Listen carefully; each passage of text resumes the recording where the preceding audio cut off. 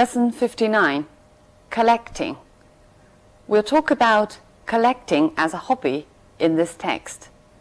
First, listen to the text with this question. What in particular does a person gain when he or she becomes a serious collector? People tend to amass possessions, sometimes without being aware of doing so. Indeed, they can have a delightful surprise when they find something useful which they did not know they owned. Those who never have to move house become indiscriminate collectors of what can only be described as clutter. They leave unwanted objects in drawers, cupboards and attics for years, in the belief that they may one day need just those very things. As they grow old, people also accumulate belongings for two other reasons: lack of physical and mental energy, both of which are essential in turning out and throwing away, and sentiment. Things owned for a long time are full of associations with the past, perhaps with relatives who are dead, and so they gradually acquire a value beyond their true worth. Some things are collected deliberately in the home in an attempt to avoid waste. Among these I would list string and brown paper, kept by thrifty people when a parcel has been opened, to save buying these two requisites. Collecting small items can easily become a mania. I know someone who always cuts sketches out from newspapers of model clothes that she would like to buy if she had the money. As she is not rich, the chances that she will ever be able to afford such purchases are remote, but she is never sufficiently strong-minded to be able to stop the practice. It is a harmless habit, but it litters up her desk to such an extent that every time she opens it, loose bits of paper fall out in every direction. Collecting as a serious hobby is quite different and has many advantages. It provides relaxation for leisure hours, as just looking at one's treasures is always a joy. One does not have to go outside for amusement, since the collection is housed at home. Whatever it consists of, stamps, records, first editions of books, china, glass, antique furniture, pictures, model cars, stuffed birds, toy animals. There is always something to do in connection with it, from finding the right place for the latest edition to verifying facts in reference books. This hobby educates one not only in the chosen subject, but also in general matters which have some bearing on it. There are also other benefits. One wants to meet like-minded collectors, to get advice, to compare notes, to exchange articles, to show off the latest find. So one's circle of friends grows. Soon the hobby leads to travel, perhaps to a meeting in another town, possibly a trip abroad in search of a rare specimen, for collectors are not confined to any one country. Over the years, one may well become an authority on one's hobby, and will very probably be asked to give informal talks to little gatherings, and then, if successful, to larger audiences. In this way, self-confidence grows, first from mastering a subject, then from being able to talk about it. Collecting, by occupying spare time so constructively, makes a person contented, with no time for boredom. So what will a person gain if he or she becomes a serious collector? He or she can gain contentment, relaxation, self-confidence, and he or she will have no time for boredom. This text deals with a familiar topic of hobby, the hobby of collecting, but it combines both generalizations and specific examples. The author actually puts the collectors into 3 groups, each paragraph focusing on one particular group. The first paragraph is about indiscriminate collectors. Old people are among them who are unwilling to get rid of things because they don't have the energy or because of sentiment. The second paragraph is about thrifty collectors, but the author gives us an example to show that such savings may not really be put into use. The last paragraph deals with serious collectors and about the advantages serious collecting has. Right, now we'll look at some language points. People tend to amass possessions. Amass means to get a large amount of something, especially money or information, over a long period of time. Here in the text we have amass possessions. In this example, she has amassed a huge fortune or wealth over years. Become indiscriminate collectors. Indiscriminate means not showing careful thinking or planning, especially so that harm results. So indiscriminate collectors means those people who do not choose what to collect. Look at these examples. She's completely indiscriminate in spending money. She's completely lacking plans in spending money. Indiscriminate attacks by terrorists on civilians are still occurring. 恐怖分子对平民进行的盲目攻击。In turning out and throwing away. Turning out here means taking things out. Look at one more example. The boy turned out his pockets and found a few coins and a sticky sweet. 把口袋里的东西掏空。Two reasons include lack of energy and sentiment. Sentiment means feeling or thought, opinion, based on a kind of feeling. For example, a critical essay should not appeal to sentiment. 一个评论性的文章不应当诉诸情感。Nationalist sentiment has increased in the area since the bombing. Nationalist sentiment, 民族情绪。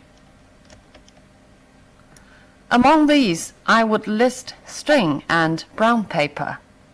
List here is being used as a verb, meaning make a list. For example, I've listed my key points on the handout. I've put my key points in a list on the handout. The guidebook lists the top 10 tourist attractions in Beijing. The guidebook provides the list for the top 10 attractions. Two requisites. Requisites are usually used in plural form. It's a formal way of saying the necessary conditions. Here it refers to the fact that these two things, string and brown paper, are necessary things for packaging. Look at this example. What qualifications are the requisites of this job? What qualifications are the necessary conditions? Collecting small items can easily become a mania. Mania here means craze. Notice, in this sense, it's a disapproving word. For example, Beatlemania swept Britain in the 60s. It refers to the craze people held for the Beatles, for the band. The other sense of mania is madness or mental disorder. For example, Van Gogh suffered from acute persecution mania. 梵高患有迫害狂症。The person who is crazy about something is a maniac. For example, he's a football maniac, which means he's crazy about the game. Maniacal is the adjective. For example, the disease causes maniacal behavior, causes crazy behavior. Who always cuts sketches out from newspapers of model clothes. 草图. Sketch basically means drawing. For example, he made a pencil sketch of his mother knitting. 他画了一张他母亲织毛衣的铅笔速写. The introduction to the book provides a sketch of its contents. A sketch here means a short writing piece in order to sum up, a gist. The chances that she will ever be able to afford such purchases are remote. The chances are remote means the chances are slight. It's not likely. Let's look at more examples to look at what meanings remote has in different contexts. A remote area, referring to a distant area. We can also use remote to describe a distant time. For example, remote past or remote future. I haven't the remotest idea about what he was talking about. I haven't the remotest idea means I don't know at all. He changed channels on the TV with the remote control. The remote control, 遥控. She is never sufficiently strong-minded. Strong-minded means determined, fixed on certain purpose. There's another adjective starting with strong prefix, strong-willed. The meaning is different. Strong-willed means so determined as to be stubborn, 固执的. She's so strong-willed that if she's decided on something, nothing will stop her. It litters up her desk to such an extent that every time she opens it, loose bits of paper fall out. To such an extent that means so much that. I'll give you more examples.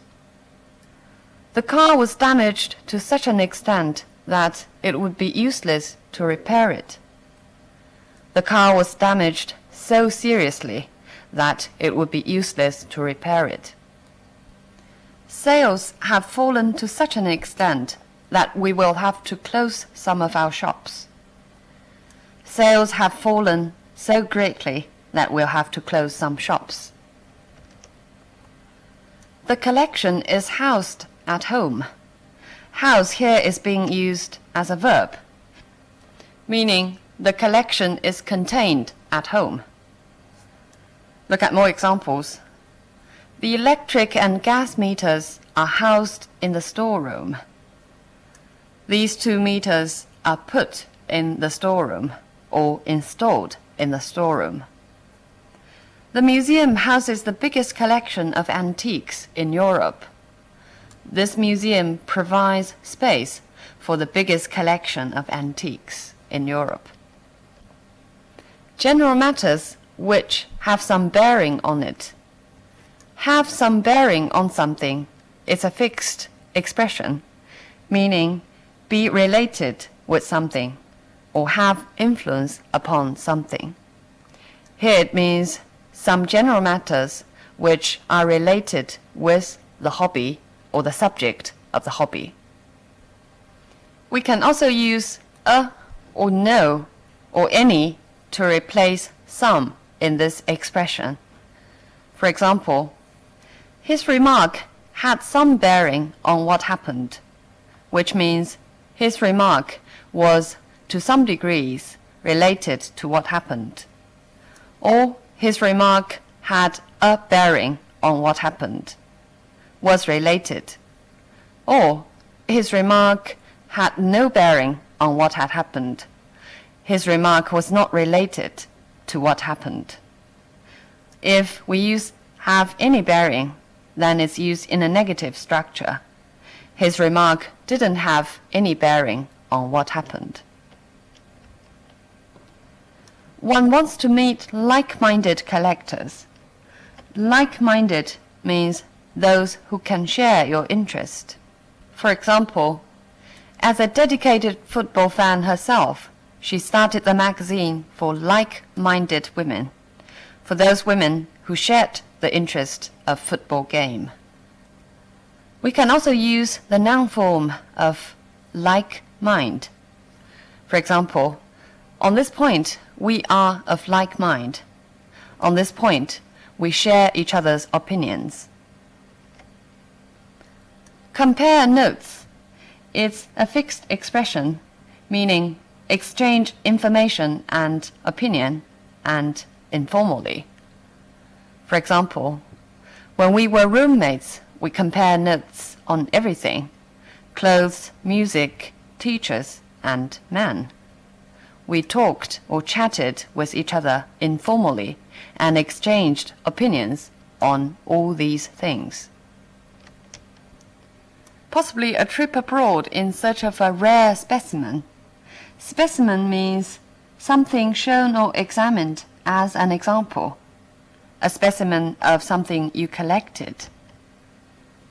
I'll give you more examples. He has a collection of rare insect specimens. 昆虫标本.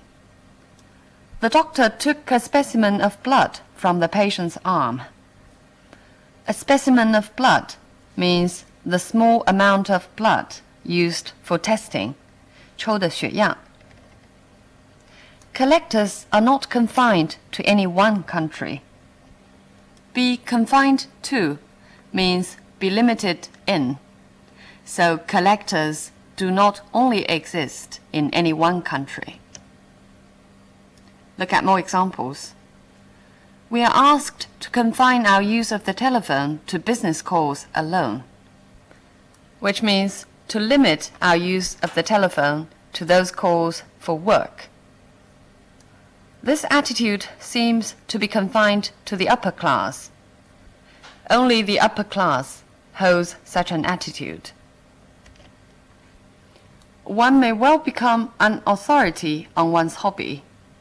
An authority here means an expert on one's hobby. Let's look at more examples to see what authority can mean in different contexts.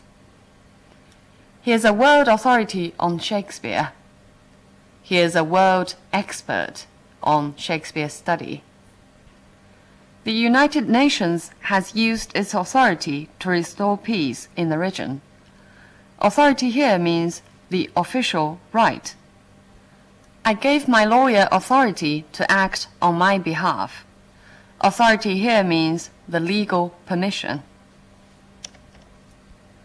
Finally, let's look at how the author lists things and describe things in a range or in a process in this text.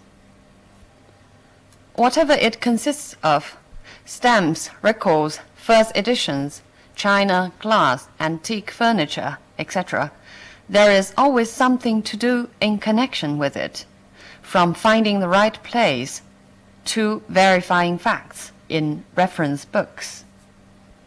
So here, whatever is the object of consist of, and then this long list provides examples for whatever.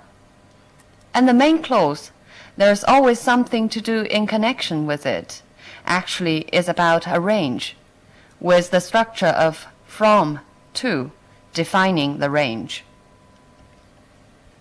One wants to meet like-minded collectors, to get advice, to compare notes, to exchange articles, to show off the latest find. So the same structure want to, with want omitted in later parts, is used to emphasize that all of these things are the benefits of a serious hobby. In this way, self-confidence grows, first from mastering a subject, then from being able to talk about it. First of all, there's a clue of the verb, grow, and then the structure, first from, then from, clearly lay out the process of development of one's confidence. So this text is about how collecting can become a constructive hobby. In other words, not everything we do in our spare time can be a constructive hobby.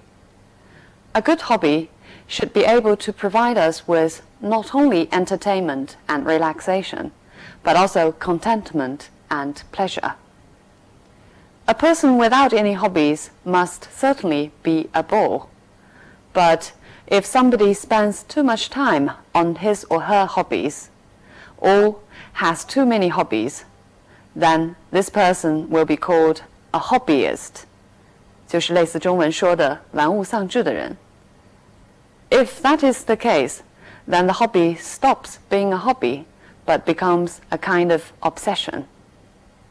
But more often than not, when we grow up, we simply have no time to develop our hobbies. It's really a shame that only the very young and the very old have time to pursue their own hobbies. So much on the topic of hobby. See you next time.